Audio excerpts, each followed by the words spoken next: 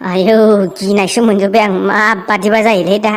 मा टेनसन पासआथ' जाखागोन ना बेसे मार्क फैयो बेसो दा टेनसना नालाय होबाय खोमा रिजाल्टआ बाबायलां नेनो होथ'वाखैलै गुसिंग्रा दासो नायदोंमोन आं आंना बोरैबा किरिं बिरिं मोनजोब्बायलै खर'खौ दाबो होआना रिजाल्टआ दा बादियाव बोरैबा फेल जानांगौबा मोखौ बुनाय जागोन न'आव आङो मोखौ बुजानाय जागोन नामा मोखौ नङालै जाम्बा मोसौ बुं मोसौ असदा होनथारोलै नोंसोरबो पास जागोन दे मा फेल जालाबायनाय बेलाय पास खालामना होखाजोबगोन होनखादों ना आंगा मांगा ओरैनो बेकार फरायहोगोरबाय जोंखौ साला खस्थ'नो सान हर आंथ' बेसे मोजाङै फरायदोंमोन मोजाङै लिरगोन होननानै आंथ' न'नि मबाइलाव पाबजिखौ आनस्टल खालामना होजालायदोंमोन मबाइल सबाइल दोनखुमाना होजालायदोंमोन ओरैनो बेकार फरायनाया साला बेकार थालै फरायनाया नोंसोरथ' माबा मोनसे रोंदों ना माबा मोनसे कनसेप्टथ' क्लियार जादों ना नोंगौथ' आरो सामथाय ओरैनो पास जानो थाखायल' फरायनानै मानसिया मा रोंलांदों बेसो मेन बाथ्राया ओरैनो जुदि कनसेप्टआ जुदि क्लियार नङाब्ला उनावबाबो फेद्दा खामैखाया बेखायनो फरायनाया माबा थाङा नंगौथ' आरो खोथाया रोंनाय गोनां क्लासाव रोंलांबासो उननि क्लासाव खर' जायो दे सामथाय होबाय खोमालै नायदो उसुखुथु मोनथारबाय आङो गुसिंग्रा मा जाहागोनलै नोङो खानाया खिन्थु ज'द जानांगोन दै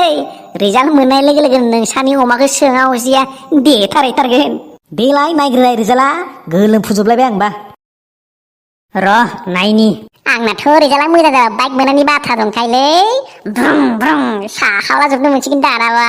जोंखौथ' दिखांथारनाय नङालै बे मोद्लाया आरो ओरैनो पास जानायावनो नोंनो होथारगोन नालाय बाइक मानो होआ केटिएमसो लाबावगोन ओंखारदेरलाय केटिएम आरो उनाव सिख्ला थासिगोन ना हा बाइक थाबाथ' सिख्लाफोरा एसे माबाखायो ओइ नोंसोरखौ हाब्रु सिदावला होजोबगोन लां साला देलै दे नोङो गैयालै नेटानो बिराद स्ल'थार बिराद सार्भार डाउन बिराद बिजिखा बे सानो गेवनो नागिराखै नालाय बिराद स्ल'खा नेटा मारै दिरिलै देलै माखार खालाम मा माखार बेलाय मेन्टेल फाग्ला आंथ' थाब खालामनो हायाना नेटानो स्ल'बा बेलेग वेबसाइटआव थांनो हाया नामा पेसा गेवबाय लाबो सोरनिखौ नायग्रोनांगौ रल नाम्बारा बुं रल नाम्बारा दे आंनिखौ नायग्रो होनबा आंनिखौ नायग्रो रल नाम्बारा बेसे है नांथ'आ दे गिलायबो लाङो ओइ नोंसोरनिखौ खोथाग्रोलै दे ओरैबा आं आंनिखौनो नायग्रो नांथ'आ हिरि आङो दा किरि लास्टाव नायगोन दे हे आंहा बे लास्टाव नायगोनलै गिलां रखुरा हेद होनबालाय आंबो लास्टाव नायगोनलै दे सामथाय नोंनिखौ नायग्रोदो नायबायानो आंहा आंनिखौ नोंसोरजों जायालै र' नेटा स्ल'थारलै फैबाय मोजां रिजाल्टआ बे बाराव सामथाया गाखोबायलै गोजौआव बेसे मोनदों गांब्रै लेटार मोनखादों केला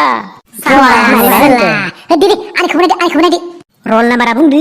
दे रला 03103 ओमफ्राय नाम्बारा 20016 हे फेलसो मा पास दे पास जिउ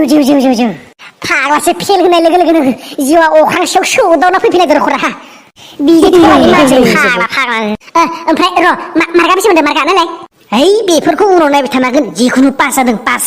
दा जानांगौ लोंनांगौ फुरथि खालामनांगौ रंजानांगौ इन्जय खालामनांगौ आबे पार्टी सुरु होने वाला जोंनिखौबो नायदोब्रा नोंसोरा उनाव नायबाय था माथो लास्टाराव नायनो नायबाय था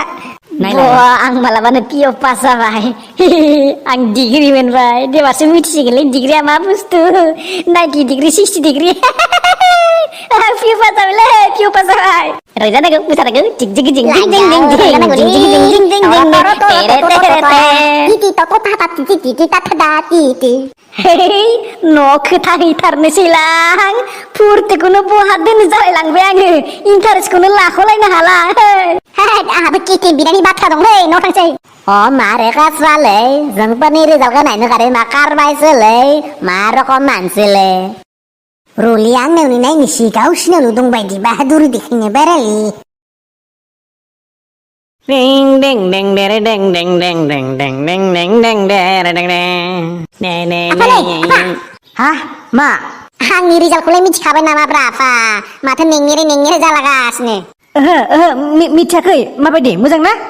एकदम बरिया सलिड मोजां आफा डाबल इन्टारेस्ट केटिएम मिल गया रे बाबा केटिएम आं एसएस पास जाबाय नोंगो वाव बेटा वाव दाना नों आंनो केटिएम होनांसिगोन आंथ' पिअ पास जाखाबाय नोंथ' सिगाङाव बुंना लाखादोंमोन जिग जिग जिग जिग जिग जिग ओरैनो पास जानायावलाय मानो केटिएम नांलायगौब्रा फिसा आंथ' एगजाम लिरना पास जाबासो होगोन होनदोंमोन ना हाय मा फां फुंग्रा आफा जिखुनु पासथ' जादोंना अह आं मानिफ्राय फैसा मोनना बहानिफ्राय लाबोना बायना होनांगौ जाखोलै आं बेफोरखौ जेबो मिथिया आंनो केटिएम नांथारगौ आं बे साइकेल बोराय रायखौ सलायबाय थाया र' दानो एखे देफेला देखुजोबनानै फांसेयानो हरगारगारगोन आं बे साइकेल बोराय रायखौ सलायनांगौ नामा देखुरना ला माजों थाङो कलेजाव केटिएम नांगौ बेनो है जोंलां बेखायनोथ' बै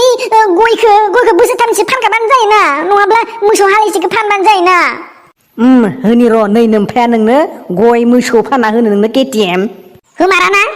ओहो होआ ए मा थगायसुला फांफुं मस्ला बेफार बिफालि बेलाय केटिएम मोनबासो फरायनो हायो नामा नोंसोरो हा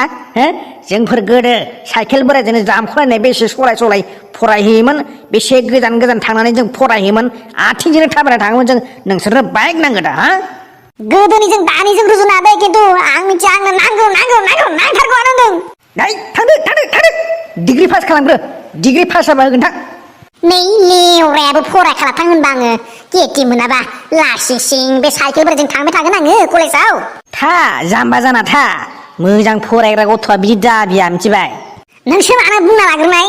दरखार लागानाय फरायबावनो साला होआना नोङो केटिएम र' डिग्रीखौ पास खालामग्रो होनबाय सिनिले राजा डिग्री आरो डिग्री फरायखांबाय माबा फरायबाव नों साला र' साला बुफेला जोफेला सिफाय खालामजोबनांगौ आङो मा जादोंब्रा मोदला मा जादों नुवाखै केटिएम होगोन होननानै थगायनाया दा पास जाखांनायखाय होलानो होब्रा दै जेबो नङा गथ'फ्रा नांगौ बादि मोनबासो फरायनो गोसो जायो इच्छा जायो नंगौ र' नोंसोर जोंनि न'खरनि प्रब्लेमखौलाय मा मिथिगो नांगौ बादि मोननायफोरासो फरायनायाव गाज्रि जाबावो माबादि बिफाथाय बाला सोरनिबा न'खराव जोनोम मोननो गारै सोरनाबासो उजिफैफ्लांबायलै आङो बैदासो प्राना मा ओरैबा थांदो गासिबो थांदो जों पार्टिसो जानो फैदोंमोन मोदलाया ओइचएस पास जानायनि नोंसोरबा पार्टि जानो र' आंहाबा बाइक होआ होननायखाय खर'आ गिदिहां जालायदों फरायखालाबो नायबाय था बेंगालर मुम्बाइफोराव खामानि मावनो थांनानै फैसा जमायनानै बाइक बायनानै लायाबा बे बिफा बोरायनिफ्राय बे जोनोमाव बाइक मोननाया मिसाखासै बिदि जायो बाइक लानासो नोंनि जिउनि थांखि नामा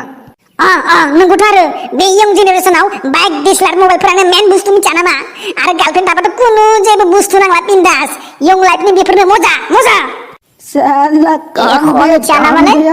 आच्छा बेफोरखौ बाद हो पार्टि होगोन ना दा पार्टि रिजाल्ट मोजां जानायनि गैया मा पार्टि सार्टि बेलाय लकडाउनफोराव फैसा खरस गैयिफोराव साला टेक जानायफोराव गैया नुदों नहीं देखो मेरे पापा को इतना कंजूस केला मिसा थारखा सात जोनोबावबो नोङो बाइक मोननाय नङा मोदला जिति बुजिबाय आङो आंनि फिसालाया पास जादों मा जादों कोई फाराग नहीं पड़ता होननायासो जादों बेना थांगोना नोंसोर बेनिफ्राय थांगोना इरालि मोनजाला हेलो इट्स मी सान्थाय गिबियावनो बड'लेण्ड एन्टारटेनमेन्ट चेनेलनिफ्राय गासै HSLC आरो HS आनजादनि फिथाइ मोनगिरि फंबाय बिनानावमोननिसिम आंनि गोसो गोरबोनिफ्राय कंग्रेचुलेसन जासिहरनाय थाबाय आंनिफ्रायबो कंग्रेचुलेसन दै नैबे गुसिंग्रानिफ्रायबो कंग्रेचुलेसन आं बे भिडिअखौ गोसोखांब्रबनासो ओरैनो बानायब्रबदों दै जास्ट बेखौ एन्टारटेनमेन्टनि थाखायल' बानायनाय जादों नोंसोरो उल्था सानो नाङा आरो बिदि खालामनाङा फंबाय बिनानावमोन मिजिंथिदों नोंसोरो गावसोरनि नांगौ बायदि मार्क मोनदों आरो हयथ' मोनाखैब्लाबो बारा दुखु जानो नाङा उनाव जुदि नेक्स्ट बेटारमेन्टफोर जायोब्ला होफिननो हागोन आरो जायफोर फेल जानायफोराबो बांद्राय इमसनेल जानाङा आरो नाजानाय था जुजिनाय आरो नाजानायासो देरसिन नालाय जायफोरा पास जालांबाय मोजां कलेजफोराव एडमिसन लाना मोजां फरायलांदे फंबाय बिनानावमोन नैबे गुसिंग्रा हाखुरियाबो बुंहरबाय खिन्थु आरो गावबा गावनि थांखि होसोनायाव दावगालांदो दै राजामोन आरो आंनि भिउवार्स एन्ड साबस्क्राइबार्स अनजाथाव लोगोफोर नोंथांमोनखौबो आं अराय आंनि गोसो सिंनिफ्राय धन्यबाद साबायखर होयो जों बिदिनो जेसेबां हायो नोंथांमोनखौ बिदिनो एन्टारटेनमेन्ट खालामलांबाय थागोन नोंसोर सापर्ट खालामबाय था आरो नोंसोरजों बिदिनो जों सम मालाबा रायलायफैगोन आरो सुखु दुखुनि बाथ्रा शेयार खालामलायगोन अके थेंक इउ बाय गोजोन्थों